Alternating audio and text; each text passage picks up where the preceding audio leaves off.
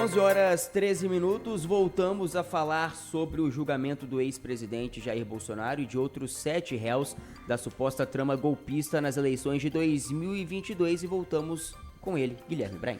Encerrado agora há pouco a leitura do relatório feito pelo relator da matéria no Supremo Tribunal Federal, na primeira turma, ministro Alexandre de Moraes, com algumas menções específicas que a gente já fez por aqui, Guilherme Alves. Primeiro, repelindo a ideia de anistia negociada e aventada no Congresso Nacional neste momento. Segundo, fazendo uma referência ao presidente americano Donald Trump, não mencionando-o diretamente, mas ao citar a soberania nacional como um valor importante também neste julgamento, atinge diretamente o discurso que está lá colocado naquela carta que determinou o tarifaço para o Brasil.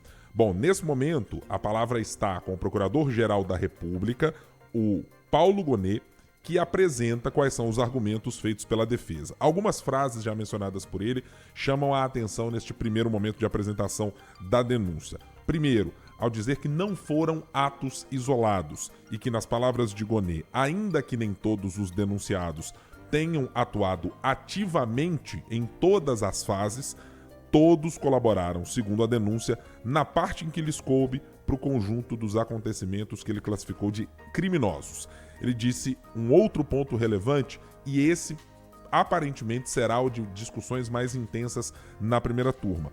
É o seguinte: mensuração de culpa. Segundo Paulo Gonet, essa mensuração é apenas da culpa e da pena, mas todos tiveram algum grau de participação.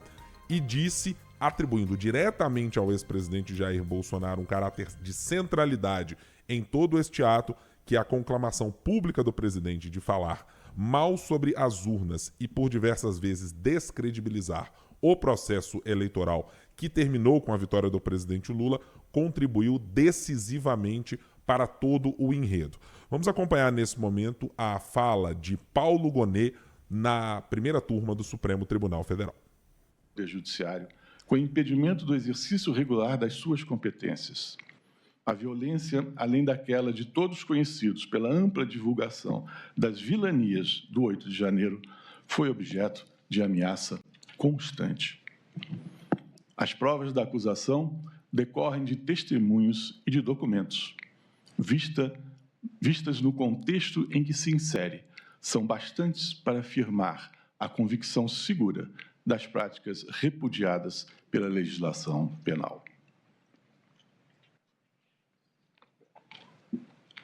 Sob o aspecto da violência que permeou os acontecimentos, nota-se em várias oportunidades, de modo límpido, a sua ameaça, na forma de discursos do ex-presidente e em práticas de atos propiciadores da truculência real. A ameaça ganha contornos de maior consistência na medida em que é apoiada em outros atos de atuação contra a legitimidade dos mecanismos normais do processo democrático. Vistos no seu conjunto. Discursos contra a legitimidade dos meios eletrônicos de votação e de apuração eleitoral assumem dimensão própria no contexto golpista. Esses pronunciamentos públicos, invariavelmente repetidos, com o propósito de animar apoiadores de medidas insurrecionistas, num ambiente de declínio de chances de êxito normal da candidatura do então presidente da República, assumem feitio bem distinto do exercício legítimo da liberdade fundamental de expressão.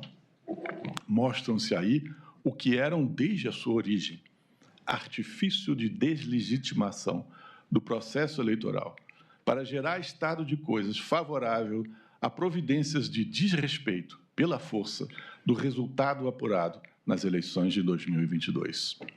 Esse desrespeito foi concitado e determinado, até mesmo para agentes do governo, em momentos diferentes.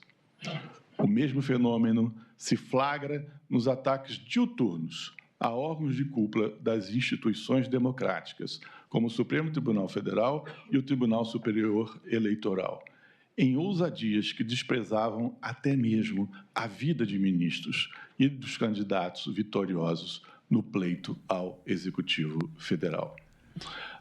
Portanto, Guilherme Alves, esta fala do Procurador-Geral da República e reiterando que eu mencionei aqui no começo desta minha participação, sobre a centralidade dos atos de desqualificação das urnas como um dos pontos a serem considerados como mais relevantes e, por isso, atribuindo centralidade também à participação do ex-presidente Jair Bolsonaro nesta trama apresentada agora no Supremo.